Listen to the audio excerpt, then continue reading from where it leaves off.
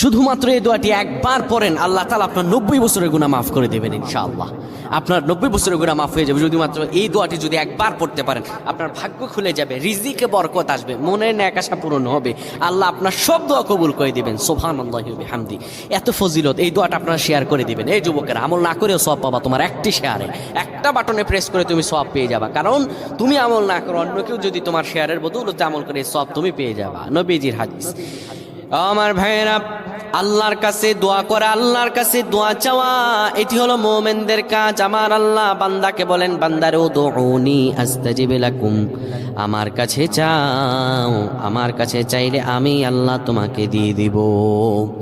কেউ যদি একবারে দোয়াটি পড়তে পারে, দোয়াটি হলো রব্বি ইন্নী যালামতু নাফসি ফাগফিরলি। কেউ যদি এই দোয়াটা একবার পড়তে পারে, আমার আল্লাহ তাআলা তার 90